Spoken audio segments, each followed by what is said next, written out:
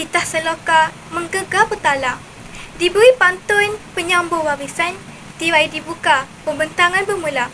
Assalamualaikum warahmatullahi taala wabarakatuh. Pada kali ini, saya dan ahli kumpulan saya diberi tugasan untuk mengulas dengan lebih mendalam tentang jenis dan kepentingan yang diperolehi dalam pengucapan awam. Sebelum kami mengupas dengan lebih lanjut, elok rasanya saya memperkenalkan diri saya dan ahli kumpulan saya sebagai madah perkenalan kita pada video yang singkat ini. Saya, Raja Bazilah binti Raja Alias bersama ahli kumpulan saya iaitu Aini Syazana binti Yahaya akan berkongsi pendapat dalam tugasan yang telah diamanahkan iaitu dalam subjek asas pengucapan awam. Apa itu pengucapan awam? Pengucapan awam adalah satu syarahan atau pidato atau secara tradisinya bermaksud perbuatan bercakap secara langsung dan bersemuka dengan khalayak secara langsung. Pengucapan awam ini digunakan untuk pelbagai tujuan tetapi selalunya merupakan campuran pengajaran, pujukan atau hiburan. Pengucapan awam juga bermaksud satu interaksi atau penghantaran mesej antara seorang pengucap dan sekumpulan pendengar. Oleh itu, marilah kita mengkaji dengan lebih mendalam tentang jenis dan kepentingan pengucapan awam kepada seseorang individu. Kita pergi pula kepada jenis pengucapan awam. Antaranya ialah impromptu dan manuskrip. Impromptu ialah pengucapan awam yang disampaikan secara spontan. Ucapan ini selalunya berlaku dalam keadaan terdesak sahaja. Contohnya, dijemput untuk berucap tanpa dimaklumkan terlebih dahulu. Jika seseorang itu jenis yang gelabah dan tidak tentu hala, pengucapan ini merupakan kelemahan bagi mereka. Mereka akan tergagap ketika bercakap dan apa yang ingin disampaikan kemungkinan tidak sampai kepada pendengar. Antara persediaan yang boleh dilakukan ketika perucapan spontan ialah perlulah bersedia dari segi fizikal dan mental. Hal ini sangat penting kerana jika perucap tidak bersedia dari segi mental, perucap akan terpaku dan tidak dapat untuk mengeluarkan apa yang diucap di khalayak ramai. Ini secara tidak langsung akan memberi tanggapan yang buruk kepada perucap. Selain itu, dalam pengucapan awam jenis spontan ini, seorang perucap perlulah berucap perkara yang ada dalam pengetahuan perucap sahaja. Hal ini kerana untuk mengelakkan fakta dan berita yang tidak sahih tersebar begitu sahaja. Oleh itu, untuk menyampaikan sesuatu maklumat, perucap perlulah berwaspada dan berhati-hati dah sebelum diperkatakan kepada pendengar. Seterusnya, perucap perlulah menunjukkan keyakinan semasa berdiri untuk berucap, supaya pendengar dapat menumpukan perhatian yang sepenuhnya ketika perucap bercakap. Oleh itu, untuk berucap secara spontan, perucap perlulah banyak membaca dan mengkaji sesuatu maklumat dengan lebih mendalam serta sentiasa bersedia dalam apa jua keadaan supaya dapat bercakap dengan lancar dan baik ketika di hadapan orang ramai. Jenis pengucapan yang seterusnya iaitu manuskrip. Manuskrip merupakan pengucapan 100% berdasarkan teks. Hal ini kerana terdapat fakta yang penting yang tidak boleh disalah sebut ketika berucap. Contohnya, pembentangan bajet yang dibentangkan oleh Perdana Menteri di dalam Parlimen dan penyampaian keputusan ujian peperiksaan di sekolah oleh guru besar. Manuskrip ini, perucap perlulah bersedia dan menggunakan intonasi suara yang betul kerana perucap hanya membaca teks yang ada dan ini dapat menyebabkan pendengar akan mudah berasa bosan. Oleh itu, perucap perlulah sentiasa berlatih bercakap dengan menggunakan intonasi yang betul agar kesilahan yang tidak diiringi dapat dielakkan. pengucap juga perlulah mengetahui latar belakang audiens agar dapat memberi maklumat dengan menggunakan bahasa atau perkataan yang boleh difahami oleh pendengar. Contohnya, jika perucap dengan golongan yang lebih tua, perucap boleh menggunakan intonasi yang lebih rendah berbanding dengan orang muda, iaitu dengan menggunakan intonasi yang lebih bersemangat.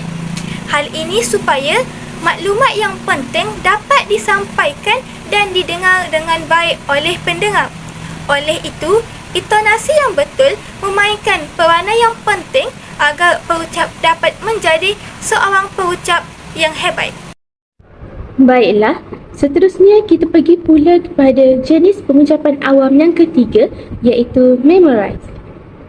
Melihat kepada perkataan memorize itu sahaja, kita sudah pun tahu maksudnya, iaitu memori, yang mana melibatkan daya ingatan kita atau dengan kata lain, hafalan. Seseorang perucap itu perlu menghafal keseluruhan teks yang disediakan atau yang dihasilkan sendiri. Jenis pengucapan ini sememangnya sukar dilakukan oleh seseorang perucap yang mempunyai daya ingatan yang lemah dan juga mudah gugup. Hal ini dikatakan demikian kerana apabila kita ingin berucap, sudah semestinya kita perlu berhadapan dengan orang ramai. Jadi, jika kita mudah gugup, pastinya kita akan lupa apa yang sudah kita hafal.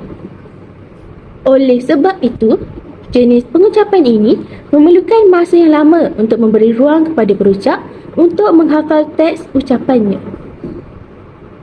Sebagai contoh, peserta pertandingan pidato, syarahan dan juga bercerita, mereka memerlukan sekurang-kurangnya seminggu untuk menghafal dan menguasai sepenuhnya teks.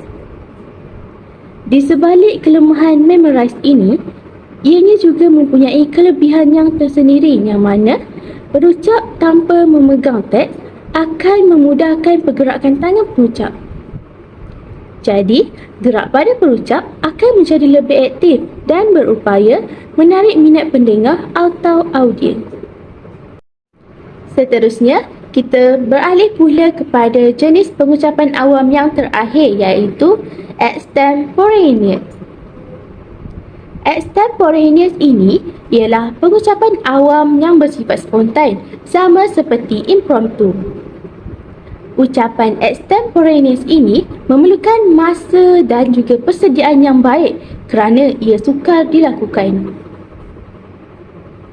Ucapan begini disampaikan seolah-olah ia dibuat secara impromptu, tetapi dari segi kandungan dan susunannya jauh lebih baik.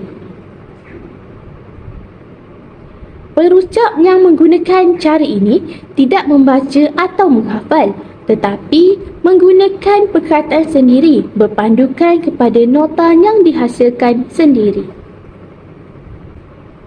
Nota ini mengandungi idea-idea utama dan juga idea sokongan yang dicatat secara ringkas sahaja. Nota ringkas ini digunakan sebagai panduan sahaja bagi mengingatkan pengucap bahan yang perlu didahulukan dan dikemudiankan. Terdapat banyak kelebihan extemporaneous, iaitu yang pertama, ia membolehkan perucap berhubung secara terus dengan audiens atau hadirin kerana perucap dapat mengubah suat ucapan jika perlu mengikut kepada situasi dan juga gerak tubuh audiens, sama ada mengantuk, bosan dan sebagainya. Kelebihan yang kedua pula, perucap dapat menyusun ideanya dengan baik.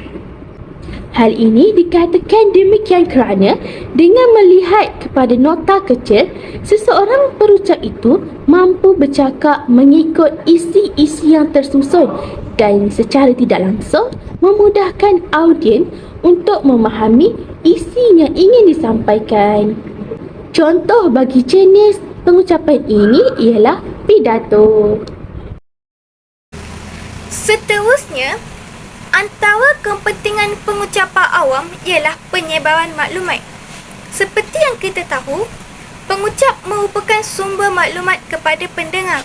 Jadi, apabila seseorang pengucap itu mengucapkan sesuatu yang bermanfaat secara tidak langsung, pendengar akan memperolehi maklumat daripada apa yang didengar.